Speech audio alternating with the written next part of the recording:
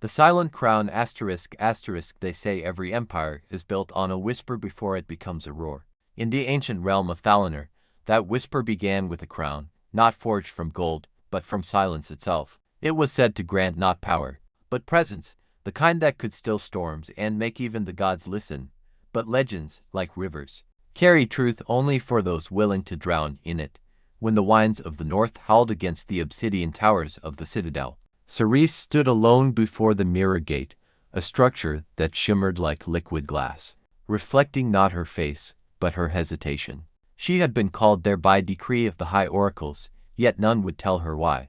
Her name was known throughout Thalanor, not for her lineage, she had none worth speaking of, but for the strange calm that followed her wherever she went. Even in war, her gaze remained unmoved. People said silence obeyed her, and it was that silence the oracles feared. As the gate parted, a hush fell over the hall of echoes.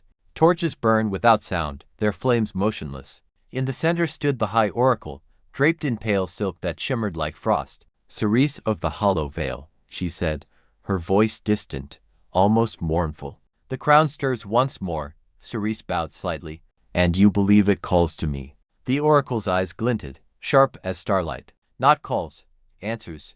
No one had spoken of the silent crown for centuries. It had been sealed deep within the vault of winds, a place where even whispers turned to dust. Legends claimed that whoever bore it could reshape the realm with thought alone. But the cost was not measured in life or time, it was measured in sound. The bearer would never again hear laughter, music, or even their own heartbeat. Only silence eternal. Cerise had always known silence too well. The oracle gestured toward the great sphere in the hall's center, a suspended orb of crystal, pulsing faintly with light. Within it shimmered something like a crown, its edges soft and undefined, as though reality itself refused to hold it. "You will journey to the Vale of Still Waters," the oracle said. "There, you must awaken what sleeps beneath. The balance of Thalanor depends on it." Cerise frowned. "And if I refuse?" The oracle's silence was answer enough. That night, Cerise left the citadel beneath a moon of fractured silver. The air trembled with unseen currents, as if the world itself was holding its breath. She traveled alone, her cloak whispering across the empty road. Yet she was not unaccompanied, for silence, as always, followed her like a shadow that knew too much. Days bled into weeks. She passed through ruined fortresses where moss devoured stone, through villages that spoke in hushed tones of the returning hush. Children covered their ears when she approached. The wind never touched her. Even the birds paused mid-flight as she passed. When she reached the Vale of Still Waters, it was not as she remembered. The once shimmering lake had frozen, though no winter had come. Its surface was so smooth it reflected the sky perfectly, like a second world hidden beneath the first. Cerise knelt by the edge. Her reflection blinked, but she had not. "Do you seek me, child of silence?" A voice murmured, not in the air, but inside her thoughts. It was neither man nor woman, neither kind nor cruel. It was. Cerise clenched her jaw. "If you are what they claim, show yourself." The water rippled. A figure rose from beneath, not flesh, not shadow, but something between them. Its face shifted through 1,000 forms, none staying for more than a heartbeat. Around its head floated fragments of what could only be the crown, half visible, half forgotten. "You were born in the quiet," it said, "and the quiet remembers its own." "I came to end your slumber," she replied. The figure smiled, or perhaps the memory of one passed over its face. "To wake silence is to unmake song." And then the ice cracked. The lake shattered, though no sound escaped. The shards rose into the air, swirling around Cerise like stars breaking free from the sky. Her cloak billowed in unseen wind. The figure stepped closer, its form flickering between light and void. "You misunderstand," it said softly. "The world does not fear silence. It depends on it. Every note, every breath, every prayer requires space to exist. Without silence, there is nothing to hold them." Cerise met its gaze. Then why was the crown hidden? Because silence, when crowned, becomes command. The shards stilled midair. In that stillness, Cerise understood. The silent crown was not meant to rule others, it was meant to still reality itself. And now, it was choosing her. The figure extended its hand, palm open. Within it, the fragments of the crown began to align, forming a shape that pulsed with pure stillness. Cerise felt her heartbeat fade, her breath slow, her thoughts scatter like leaves in windless air. She reached out, and the world blinked. When her vision cleared, she stood not by the frozen lake, but in a vast expanse of white. There was no horizon, no sky, no shadow. Only her, and the echo of what she had touched. From somewhere unseen, a whisper. You wear it now. Her fingers brushed her brow. Cold metal met her skin. Yet there was no weight, no sound, no pulse. Only absence, and in that absence power. She opened her eyes. The world around her was changing. Mountains bowed under invisible force, rivers froze mid-current. The air itself stilled in reverence or fear. But as silence deepened, a single thought pierced her mind. What if this was never a gift, but a prison? The whiteness darkened. Faint outlines of figures began to appear, people she once knew, standing motionless, eyes empty. Her heart ached, but there was no sound to carry that ache. The crown pulsed once, as if listening. You asked for peace, it murmured inside her. And peace demands stillness. Cerise fell to her knees, gripping her chest where no heartbeat answered. The realization crept upon her like frost. She could silence the world, but never speak to it again. Yet as despair began to stir, so too did something else, purpose. The crown had not cursed her. It had tested her. And if silence was her fate, then she would wield it not as an end, but as a beginning. She rose. The stillness bent to her will, forming shapes, paths, memories. She saw cities crumbling under arrogance, kingdoms deaf to wisdom, voices lost to endless noise. Perhaps, she thought, the world had needed to remember what silence truly was, not the absence of life, but the space in which life could be heard, far away. In the citadel, the High Oracle awoke from her trance with a gasp. The torches had gone out. The Hall of Echoes was dark. She has taken the crown, whispered one of the younger seers. The oracle's hands trembled. No, she murmured. The crown has taken her. Outside, across the sleeping realm, the wind stilled completely. Even the stars seemed to dim, as if afraid to disturb the quiet. And somewhere, in that vast hush, Cerise opened her eyes, now pale as moonlight, glowing faintly in the void. She smiled, not in triumph, but in understanding, for she finally saw what the oracles never could. Silence was not the end of sound. It was the space between, the promise that something greater was coming, and that something had just awakened. When Cerise returned from the Vale, she was not the same. The guards who stood at the citadel gates felt her presence before they saw her, a pressure in the air, as if sound itself bent around her shape. The torches flickered without noise. Even the metal of their armor seemed to hum with restrained fear. She stepped through the great archway, her cloak brushing the marble floor. Every movement, every breath existed without echo. The air was thick, heavy with awe. The oracle awaits, one guard whispered, his voice trembling. But as the words left his lips, they dissolved before reaching her ears. She heard nothing. The silence was total, not imposed upon the world, but upon her. Inside the Hall of Echoes, the oracle stood waiting. Her eyes widened when she saw Cerise, the crown. She whispered, and though Cerise could not hear her, she saw the movement of her lips, the fear trembling behind them. Cerise raised her hand. The air rippled. Every torch in the hall extinguished at once, leaving only the faint silver glow that radiated from her brow, the mark of the silent crown. The oracle fell to her knees. You should not have touched it, the oracle mouthed. Cerise closed her eyes. And for the first time since her return, she spoke, not aloud, but within the minds of all present. Her voice was steady, clear, resonant without sound. The world has forgotten quiet. I will remind it. The oracles wept. Across Valinor, the effects began almost instantly. Bells failed to ring.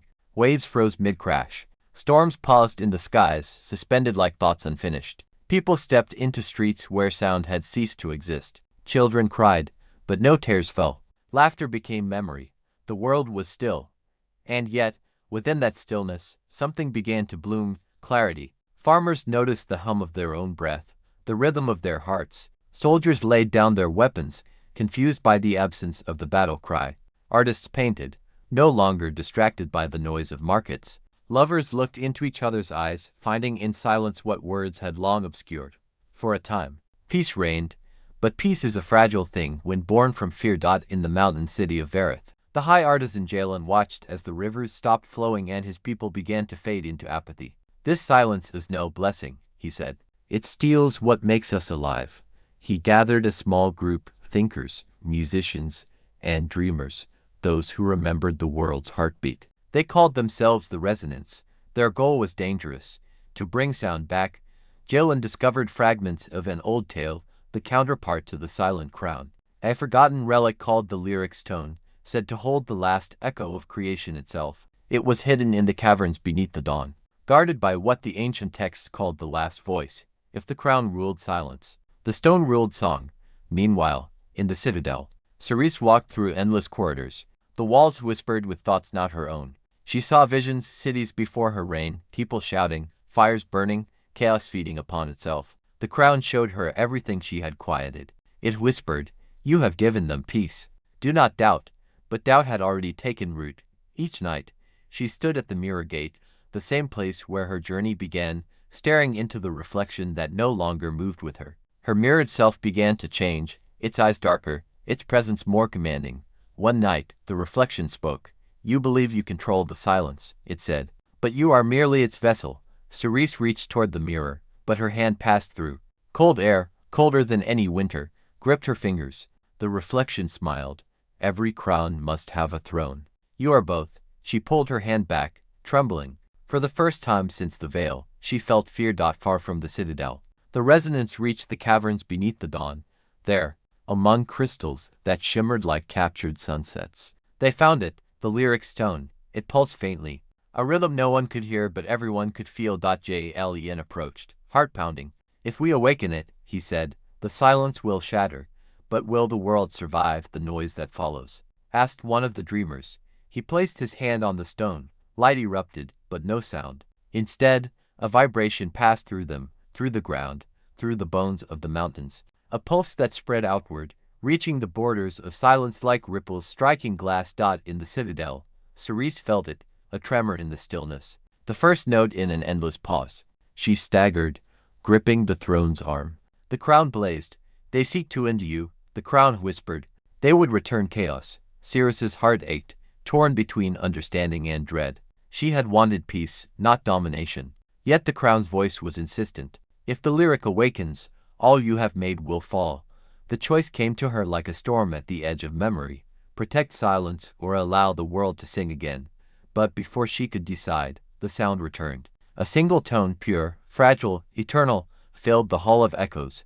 It was faint as breath, but it cracked the air like dawn breaking through night. Cerise fell to her knees. Tears touched her face, the first sound she had heard in weeks. Faint but real, the sound of her own sob. And in that moment, she understood the truth of her gift. Silence had never meant peace, only waiting. The world was meant to breathe, not to hold its breath forever. The crown pulsed violently, rejecting her revelation. "You are silence incarnate. You cannot betray yourself." She rose slowly, her voice steady inside the mind of the world. "Then I will teach silence to listen."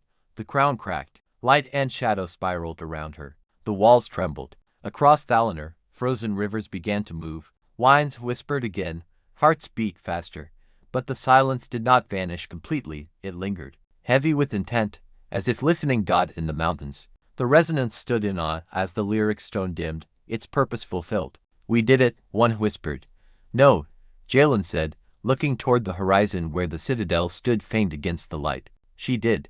And high above, in the throne room where silence once ruled, Cerise stood surrounded by fragments of the broken crown. Her eyes glowed faintly, her breath unsteady. But there was a calm resolve in her stance.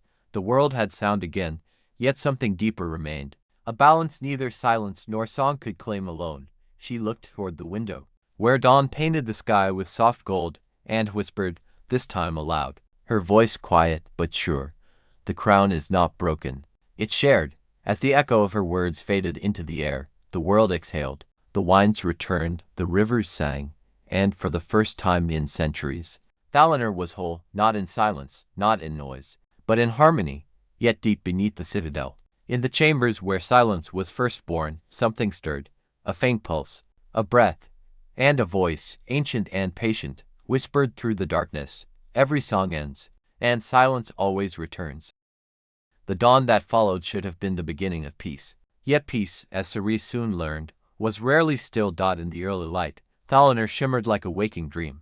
Rivers ran again, the wind carried laughter, and bells that had been silent for generations began to toll. But beneath every sound, there was something else, a faint echo, soft but wrong, a whisper beneath the melody of life. Cerise stood on the citadel's balcony, the morning breeze tugging at her cloak. The crown no longer sat upon her brow, yet its faint outline glimmered whenever the sun struck her skin. She could feel it inside her, the quiet pulse that neither faded nor obeyed. Since the breaking of the silence, she had begun to hear more than sound. Every whisper carried intention, every tone emotion. The world was alive in a way that overwhelmed her senses. What once brought peace now brought dissonance. The oracle approached, older now, her steps slow and deliberate. "You have given Thaliner back its song," she said softly. "But every song needs measure. The world is too loud." Cerise turned, her expression distant. "It will learn to listen again." The oracle frowned. "And if it refuses?" Cerise didn't answer. She couldn't, because beneath the noise of the living world, she still heard something calling, not from above, but below. That night, the call grew stronger. A low, rhythmic hum, rising from the depths of the citadel.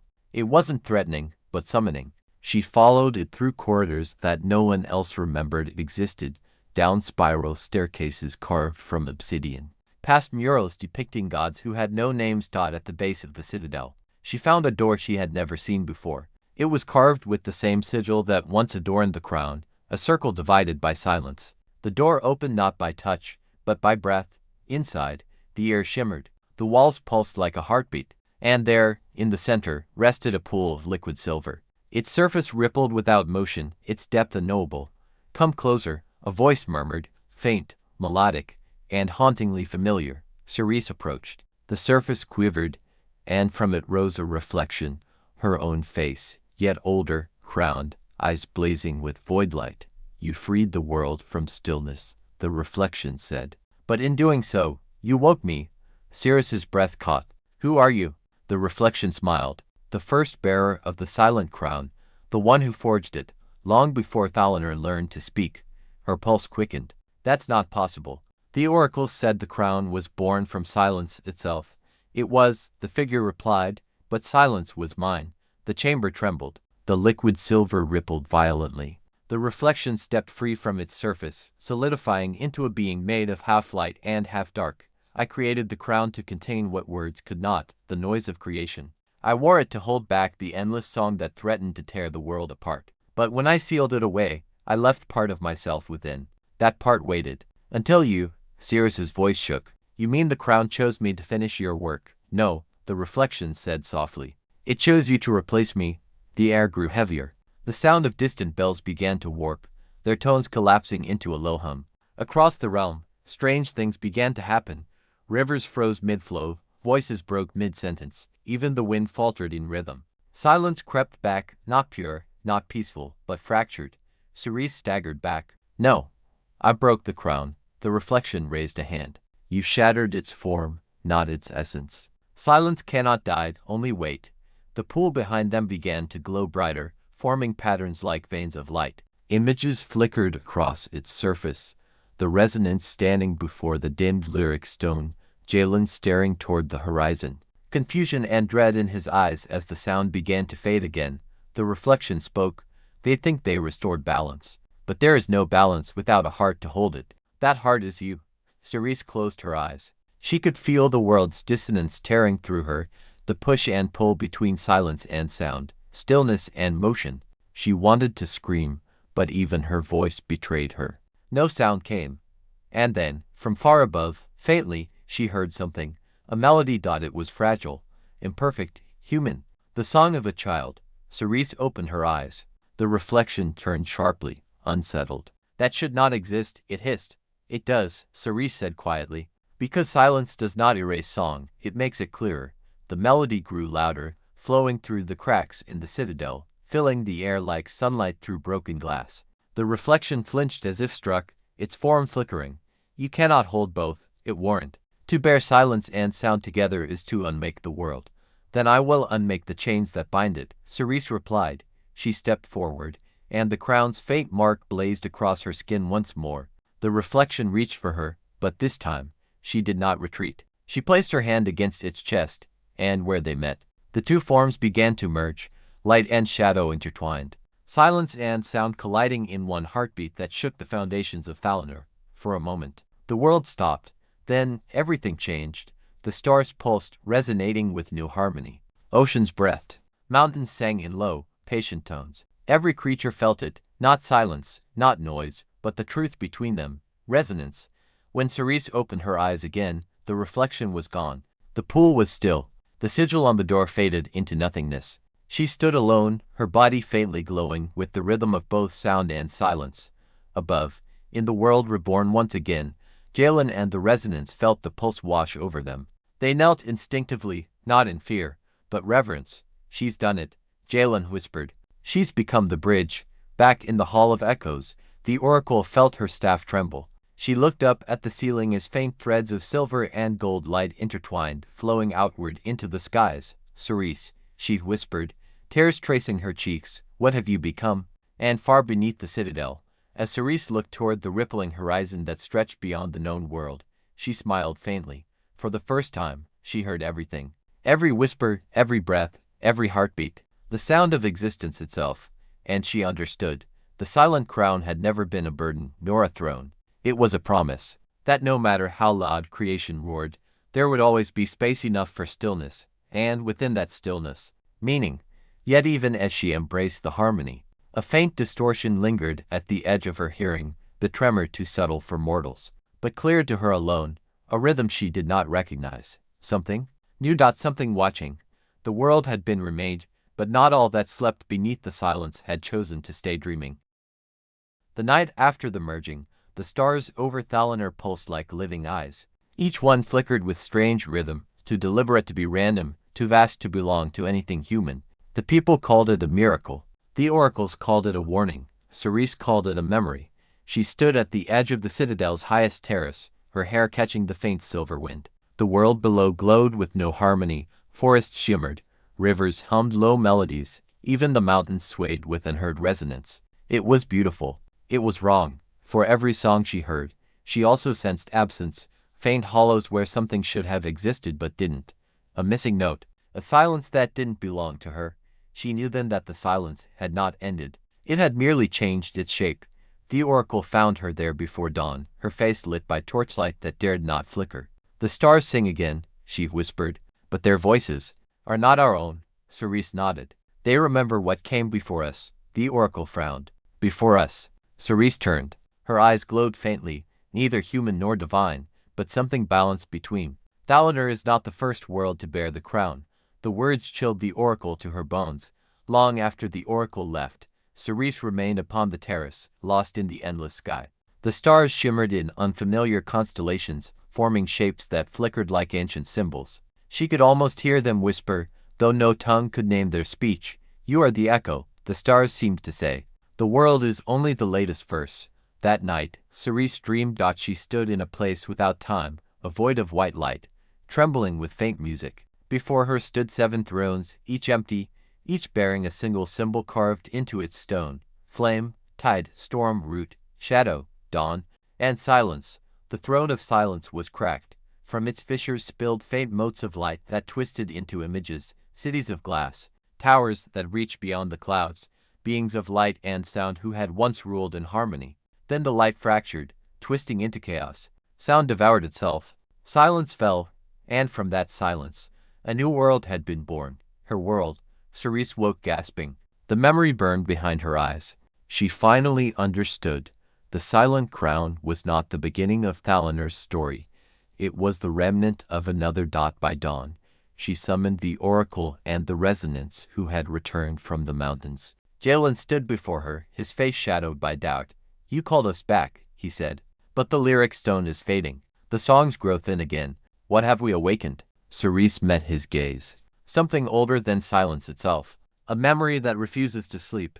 They gathered in the Hall of Echoes. The air trembled with unseen resonance. Cerise stood at the center, her voice calm, but heavy with revelation. Before Thalonor, there was another realm, one that reached too high into creation. Its voices sought to rival the song of the stars. To contain the chaos they birthed, the first bearer forged the crown. When they fell, the crown remained. Waiting for you, Jalen said quietly. No, Cerise corrected. Waiting for understanding. Before anyone could respond, the ground quaked. The marble beneath their feet rippled like water. From the ceiling, faint streaks of silver mist began to fall, not dust, not light, but fragments of forgotten sound. They hovered in the air, whispering in fractured tones. The old song returns, the oracle breathed, the one that ended the first world. The resonance drew back. Jalen stepped forward. If it returns, can we silence it again? Cerise closed her eyes. To silence it is to erase creation itself. We must teach it to listen. But even as she spoke, the mist coiled together, forming shapes, outlines of towering figures with hollow eyes and mouths that moved without words. Their presence bent reality around them, and with each flicker, more of the world's harmony began to falter. Jalen's voice trembled. What are they? Echoes, Cerise whispered. What remains of the first singers? The figures turned toward her. Though they had no faces, the air vibrated with pressure, like thunder trapped beneath glass. 1,000 silent voices filled her mind. We created the crown to contain ourselves. You broke it. You have freed what must never be heard. Cerise fell to her knees, clutching her head. The resonance clawed at her thoughts, reshaping memory into chaos. The oracle tried to approach, but the moment her hand neared Cerise, the air shattered between them, not with sound, but with stillness so absolute it became pain. Then, suddenly, a note. Soft, faint, fragile, the same melody as before, a child's song, drifting through the broken silence. The shadows recoiled as if struck. The figures flickered, their forms losing cohesion. Cerise lifted her head. It's her, she whispered. The child appeared at the edge of the hall, a small girl, barefoot, eyes like liquid dawn. She hummed a tune so pure it made the light tremble. The echoes drew back from her, their hollow mouths wide in terror. Cerise rose slowly, her expression filled with awe and grief. Who are you? The child smiled softly. The first silence that learned to sing. The world froze. The oracle fell to her knees, whispering prayers. Jalen stared, tears tracing his cheeks as he felt the harmony ripple through him. The child stepped forward, her voice gentle. The song and the silence were never enemies, Cerise. They were lovers who forgot how to speak. The echoes screamed without sound, dissolving into mist. The hall flooded with light, not harsh, but infinite. Every corner of the citadel, every mountain, every river shimmered as if the realm itself took a breath. And then, everything was still. The child placed her hand over Cyrus's heart. You are not their heir. You are their memory. Cerise felt warmth flood through her chest, a perfect balance of noise and nothingness. The stars outside brightened, forming constellations that finally aligned. The child began to fade, her voice echoing softly. When they return again, and they will, remember this. Silence must love sound enough to let it live. The light vanished. The hall was empty. Only Cerise remained, kneeling amid the remnants of echoes that once ruled creation. The oracle approached hesitantly. Is it over? Cyrus's gaze lifted toward the stars, which now pulsed with perfect rhythm. For now, she said. But songs never end. They only wait for silence to begin again. The wind whispered through the open arches, carrying her words across the reborn realm. The world listened. And in that listening, it lived. In the weeks that followed the child's appearance, the world seemed weightless. The rivers sang again, but their songs were softer, mindful. The wind returned to the valleys, carrying laughter that didn't wound the air. From the peaks of Verith to the shores of the glass sea, people whispered Cyrus's name not in fear now, but in reverence. Yet for Cerise, peace was only a mirror, one that reflected both beauty and unease. Because every time the world breathed, she felt something vast breathing with it. At night she would wake to silence that felt alive. It wrapped around her, neither threat nor comfort, a presence watching from just beyond hearing. The remnants of the silent crown still pulsed faintly beneath her skin, a reminder that even harmony has weight. The oracle warned her, the balance is young, fragile. Too much song will drown it. Too much stillness will starve it. You walk between them now, don't forget which side hungers most. But it was not hunger that disturbed Cerise. It was the faint hum that lingered beneath every heartbeat she heard, a rhythm that didn't belong to this world. The child had vanished as suddenly as she appeared, leaving behind only her words. Silence must love sound enough to let it live. Cerise could not shake the feeling that love had a cost. Days passed. Then came the first sign. In the eastern provinces, the wind began to repeat itself. Not echo, but repeat the same pattern of sound over and over, as though the air had forgotten how to move forward. Birds flew in circles, their wings beating a rhythm too precise to be natural. Farmers heard their own voices calling back to them minutes after they'd spoken. Reality was looping. The oracle summoned Cerise at once. It's begun again, she said, her face pale. The echoes returned. Cerise closed her eyes. Not echoes, she whispered. Remnants. They gathered in the hall of echoes Cerise, the oracle, and Jalen, who now bore the faint glow of the lyric stone within his chest. He had become the living vessel of the world song, just as she carried its silence. The child, Jalen said, if she was the first silence that learned to sing, maybe this is her unfinished melody. A cycle trying to complete itself. Cerise looked to the mirrored floor, where faint ripples of light reflected their movements. If the song repeats, she said, then silence must answer differently this time, or it will consume itself again. The oracle finished grimly. That night, Cerise stood before the mirror gate once more. The glassy surface shimmered with the faint pulse of her power. Her reflection no longer mimicked her perfectly. It smiled when she didn't, blinked when she stood still. You can feel it too, she said quietly. Her reflection nodded. The world sings without rest. Soon, it will tear itself apart again.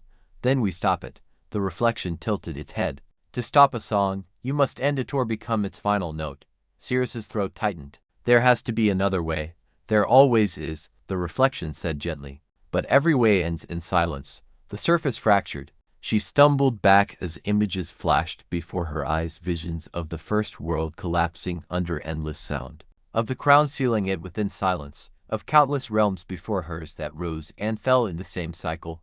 Creation, dissonance, stillness, rebirth. She understood then what the child meant.